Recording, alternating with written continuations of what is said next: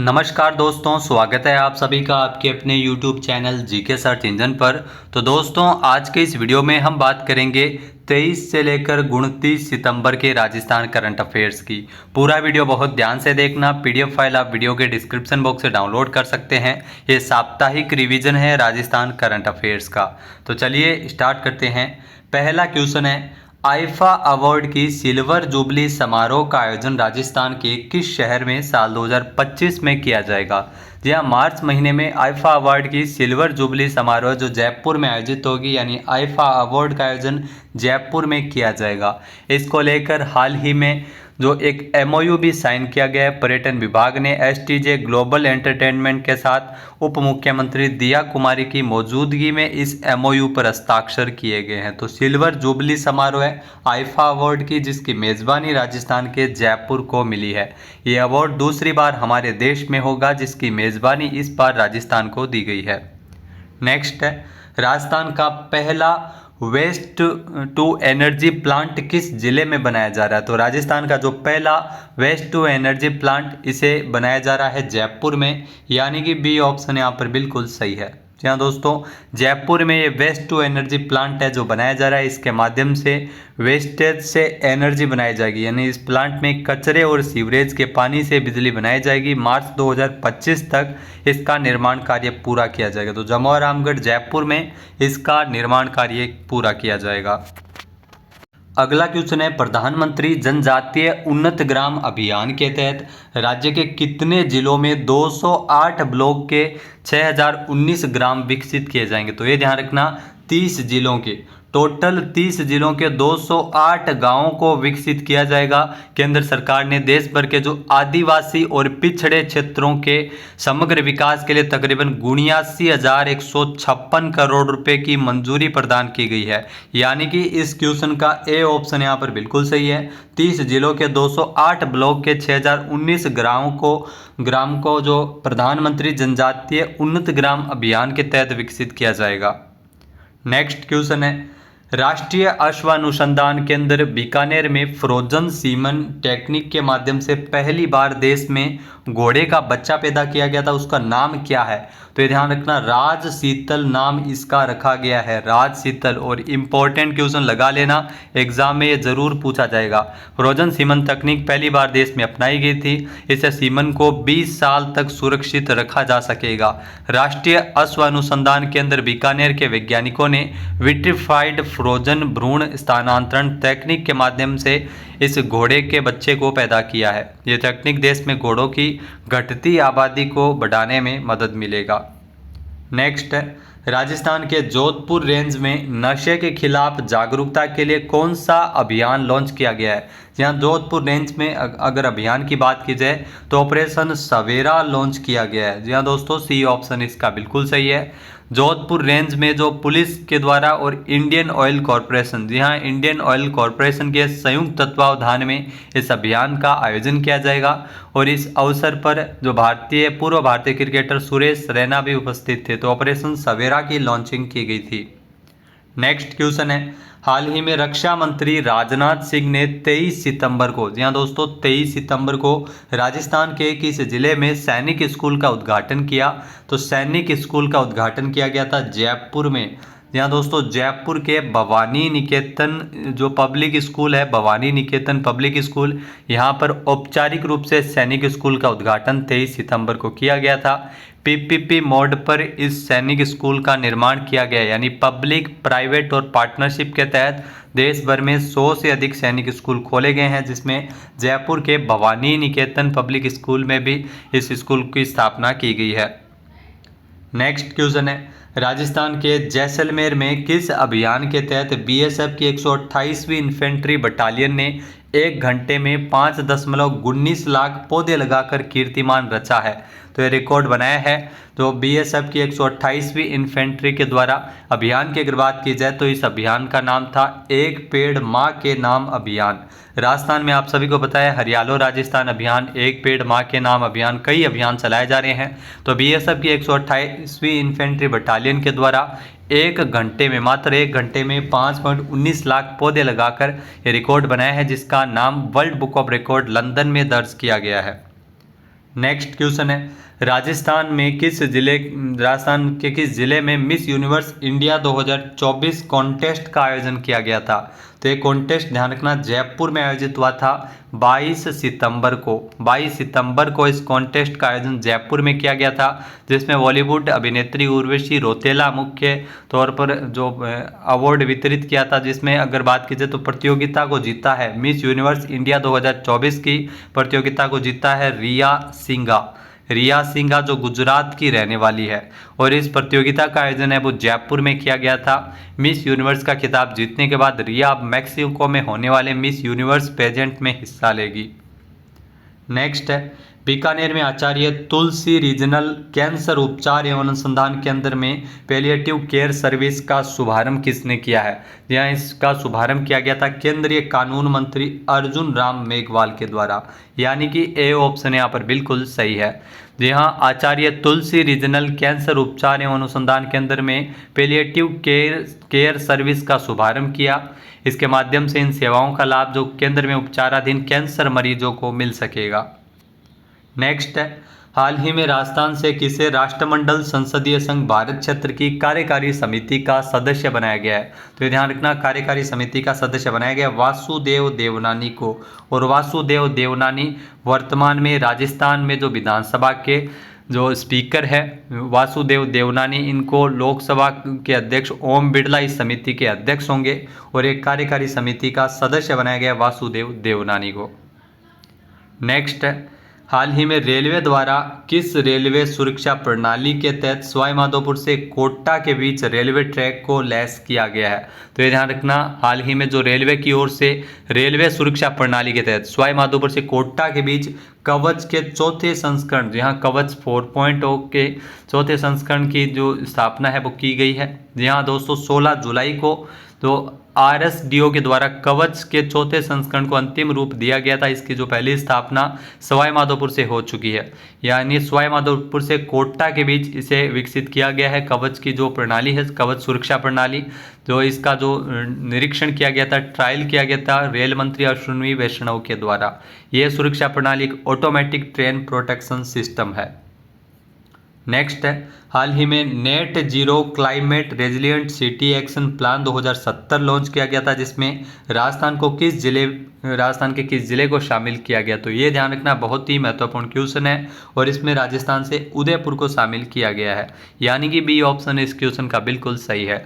दक्षिण और दक्षिण पूर्वी एशिया में पहली बार 7 भारतीय शहरों का इसमें चयन किया गया net zero climate resilient city action plan 2070, जिसमें राजस्थान से एकमात्र उदयपुर को चुना गया है। इसमें अहमदाबाद, राजकोट, वडोदरा, कोयम्बटूर, तिरुचिरापल्ली, तिरुनेवेली, उदयपुर और सिलीगुड़ी जैसे शहर शामिल हैं। ये पहल भारत के 2070 तक नेट जीरो ग्रीन हाउस उत्सर्जन लक्ष्य को हासिल करने की दिशा में एक महत्वपूर्ण कदम है। नेक्स्ट है, हाल ही में पेरिस में आयोजित इंटर कल्चरल ओलंपियाड 2024 में जयपुर की अदिति ब्रह्मभट्ट ने कौन सा पदक जीता है? तो जयपुर से है अदिति, और इन्होंने इस प्रतियोगिता में जीता है गोल्ड मेडल।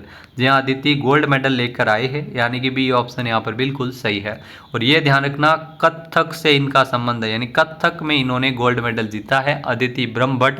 तो जयपुर घराने से जो कथक की प्रस्तुति दी थी, सिंगापुर में आयोजित ओलंपियाड में भी इन्होंने प्रथम स्थान हासिल किया था। नेक्स्ट है, भारत सरकार के नेशनल बुक ट्रस्ट की ओर से 20 से 27 सितंबर तक 7 दिवसीय पुस्तक मेले का आयोजन कहाँ किया गया है? तो इस पुस्तक मेले का आयोजन है वो किया गया है उदयपुर में, जो 7 दिनों तक चला था, यानी कि ए ऑप्शन यहाँ पर बिल्कुल सही है। भारत सरकार के शिक्षा मंत्रालय के अधीन राष्ट्रीय पुस्तक न्यास यानी NBT के द्वारा जो इसका आयोजन है वो 20 से लेकर 26, यानी 20 से लेकर 26 है, यहाँ पे 27 नहीं है, 26 दिसंबर तक टोटल 7 दिनों तक इस पुस्तक मेले का आयोजन किया गया था। नेक्स्ट है, हाल ही में जोधपुर में राजस्थान फ्रंटियर की मेजबानी में BSF का स्थापना दिवस कब मनाया जाएगा? तो BSF का स्थापना दिवस 1 दिसंबर 2024 को मनाया जाएगा, जोधपुर में राजस्थान फ्रंटियर की मेजबानी में। वहीं अगर बात की जाए BSF की स्थापना कब हुई थी, तो ये भी आपसे पूछ लिया जा सकता है। तो इसकी स्थापना 1 दिसंबर 1965 को BSF की स्थापना हुई थी।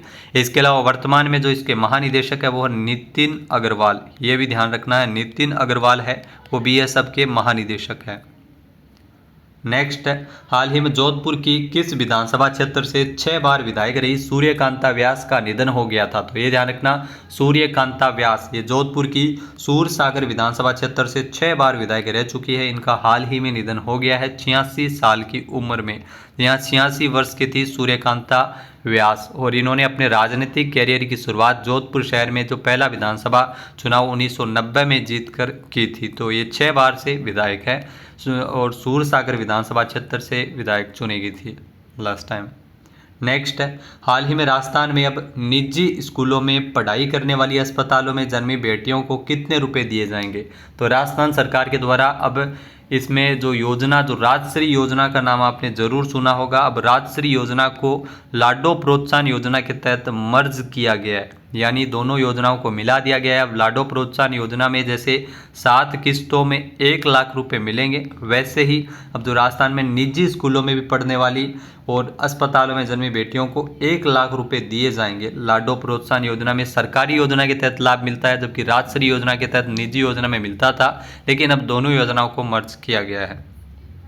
नेक्स्ट, हाल ही में देश की पहली ट्रांसफार्मर टेस्टिंग लैब कहाँ स्थापित की जाएगी? तो देश की जो पहली ट्रांसफार्मर टेस्टिंग लैब की स्थापना जयपुर में होगी, यानी कि ए ऑप्शन यहाँ पर बिल्कुल सही है। और ये भारत सरकार की ओर से देश में पहली ट्रांसफार्मर टेस्टिंग लेबोरेटरी होगी, जिसमें 10 MVA, जहाँ 10 MVA क्षमता के ट्रांसफार्मर के शॉर्ट सर्किट टेस्ट की जांच की जाएगी और इसके लिए 84 करोड़ रुपए का बजट है वो रखा गया है। नेक्स्ट क्वेश्चन है, जयपुर के सेंट्रल पार्क में बनाई गई गांधी वाटिका का संचालन कौन सा विभाग करेगा? तो गांधी वाटिका का संचालन है वो पर्यटन विभाग के द्वारा किया जाएगा, यानी कि बी ऑप्शन यहाँ पर बिल्कुल सही है। पहले गांधी वाटिका को लेकर जो बड़ा फेरबदल किया गया था, इसका जो ट्रस्ट को कैंसिल किया गया था, लेकिन अब फिर से इसकी शुरुआत है। अगर बात की जाए तो इसका जो संचालन पर्यटन विभाग करेगा, शांति एवं अहिंसा विभाग इसका संचालन नहीं करेगा। और इसमें अगर बात की जाए तो गांधी वाटिका तो तकरीबन 85 करोड़ रुपए की लागत से पूर्ववर्ती अशोक गहलोत सरकार की ओर से गांधी वाटिका है जिसका निर्माण कार्य किया गया था।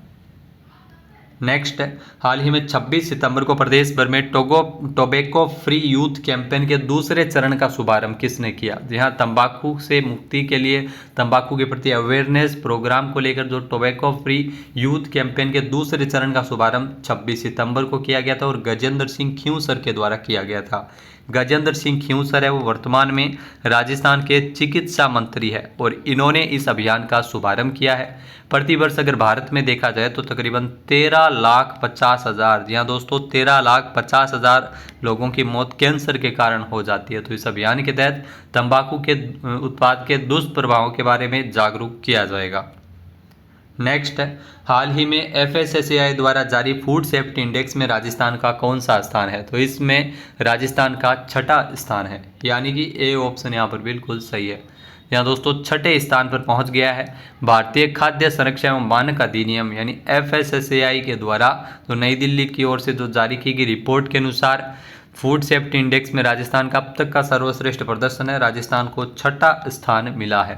इस लिस्ट में अगर बात की जाए तो पहले स्थान पर है वो केरल रहा है, केरल का पहला स्थान है। दूसरा स्थान है वो तमिलनाडु का रहा है, तमिलनाडु दूसरे स्थान पर है। और राजस्थान की अगर बात की जाए तो राजस्थान का 6ठा स्थान है।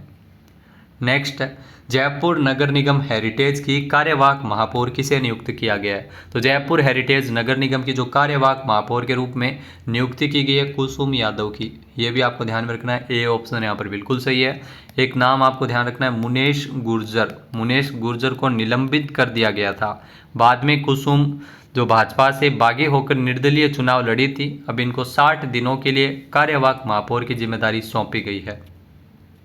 नेक्स्ट क्वेश्चन है, हाल ही में राजस्थान के किस जिले में इमोशनल वेलबींग सेंटर खोला जाएगा? तो ये ध्यान रखना, राजस्थान के कोटा में इमोशनल वेलबींग सेंटर खोला जाएगा, यानी कि सी ऑप्शन यहाँ पर बिल्कुल सही है। यहाँ दोस्तों कोटा में अक्सर सुसाइड के मामले सबसे ज़्यादा सामने आते हैं, तो कोटा में ये इमोशनल वेलबींग सेंटर खोला जाएगा जिसमें विद्यार्थियों की जो भी समस्या है उन समस्याओं का निराकरण किया जाएगा। और इसमें जो वेलबींग सेंटर में एक्सपर्ट मौजूद रहेंगे, कोटा के एलन कैरियर इंस्टीट्यूट में इस इमोशनल वेलबींग सेंटर की शुरुआत की गई है। नेक्स्ट है, पीरियोडिक लेबर फोर्स सर्वे यानी PLFS सर्वे की नई रिपोर्ट के अनुसार तो 23-24 आयु वर्ग के लिए राजस्थान में बेरोजगारी दर कितनी है? यहाँ 23 से 24 आयु वर्ग के लिए राजस्थान में जो बेरोजगारी दर है वो 4.2% है। बी ऑप्शन यहाँ पर बिल्कुल सही है। राजस्थान का बेरोजगारी में अगर बात की जाए तो 11वां स्थान है। देश में औसत बेरोजगारी दर 3.2% है। इसके अलावा सर्वाधिक बेरोजगारी दर अगर बात की जाए तो गोवा में सबसे ज़्यादा बेरोजगारी है। गोवा में बेरोजगारी दर 8.5% है। और बेरोजगारी दर 1% से भी कम है, वो है मध्य प्रदेश। मध्य प्रदेश ऐसा राज्य है जहाँ पर बेरोजगारी दर 1% से भी कम है। नेक्स्ट क्वेश्चन है, राजस्थान के किस गांव को सर्वश्रेष्ठ पर्यटन गांव पुरस्कार से सम्मानित किया गया? तो ये ध्यान रखना, राजस्थान में जो देवमाली गांव है ये ब्यावर के अंतर्गत आता है। देवमाली गांव जिसे सर्वश्रेष्ठ पर्यटन गांव पुरस्कार से नवाजा गया है। विश्व पर्यटन दिवस के अवसर पर 27 सितंबर को देवमाली गांव को यह पुरस्कार वितरित किया गया था। भारत सरकार के संस्कृति एवं पर्यटन मंत्रालय की ओर से हाल ही में टूरिस्ट विलेज के रूप में देवमाली गांव को घोषित किया गया था। तो दोस्तों ये थे राजस्थान करंट अफेयर्स के इंपॉर्टेंट 25 क्वेश्चन जो पिछले 7 दिनों में बने थे, यानी 7 दिनों में 25 क्वेश्चन बने थे राजस्थान करंट अफेयर्स के।